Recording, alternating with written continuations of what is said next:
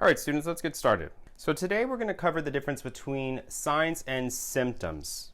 It's very important that we understand and differentiate between the two. So that is what we're going to cover today. So let's go ahead and take a look at this. So first we see that symptoms are subjective. Then we can see that signs are objective. So let's figure out what subjective and objective mean first. Subjective is based on personal feelings. That means whatever I feel personally. So for instance, when it comes to symptoms, it is evidence of disease or bodily disorder, and it's just a clear message to the organism that something is wrong based on personal feelings. So for instance, if somebody has a headache, this is how they're feeling. There's no way to really measure if somebody has a headache. It's only personal feelings. So that's a good example of a symptom, a headache. Now, think of a pain scale. We've all heard of what's your pain level on a 1 to 10. 1 being hardly any pain, 10 being excruciating pain. This is also subjective. It is a symptom. Pain is a symptom because somebody else's pain may not be the same as my pain.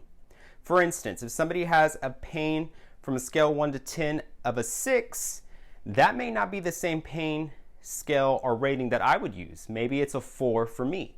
Maybe our pain tolerance are different. So it is subjective. It's based on personal feelings. So hopefully these pictures can help you identify, one, you're feeling good, middle, you're not doing too good, and lastly, you're in excruciating pain. So hopefully that's a good indication of a symptom. Symptoms can be anything from nausea, it can be pain, it can be dizziness, it can be the chills. It's going to be anything that is personally felt by the individual or the client. Signs. Signs are objective. That means that it is a fact. Right here I drew a terrible sign of a stop sign. Anytime we're driving and we see a stop sign, we know that that's an absolute fact that we must stop at that stop sign. Okay? We understand that, or hopefully I hope we understand that. We have to stop at that stop sign. Same thing, a sign is a very good indication that something is going on with the organism. It's measurable. It is an observable indication of disease or bodily disorder. So for instance, say that I take my pulse and I notice, okay, in 1 minute, my pulse was 75 beats per minute. That's a good indication that I'm doing all right.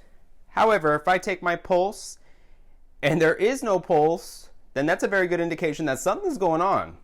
Hopefully I have my fingers in the wrong place, or the worst. Let's not even talk about that. Let's not even go there. Another sign would be a fever. I can take a thermometer and check the temperature of my client.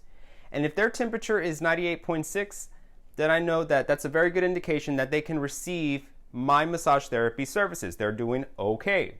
However, if I take their temperature and it's 101.1, I know that's a very good indication that they are not doing okay, that they are actually contraindicated for massage. That means they should not receive massage therapy services. So a sign could be anything from an abnormal pulse rate, a fever, physical irregularities, abnormal skin color. I can actually see somebody's skin color. That's a sign. Make sure you understand symptoms and signs. Symptoms are subjective. They're based on feelings, how the person's feeling, what is their pain. Are they doing okay, not so okay, doing terrible? And then signs are objective. They are based on facts. A sign can be an abnormal fever, abnormal pulse rate, abnormal skin color. Anything that is measurable and that I can actually see would be considered a sign and objective. So hopefully this helps you get a better understanding of symptoms and signs and what the difference is between the two.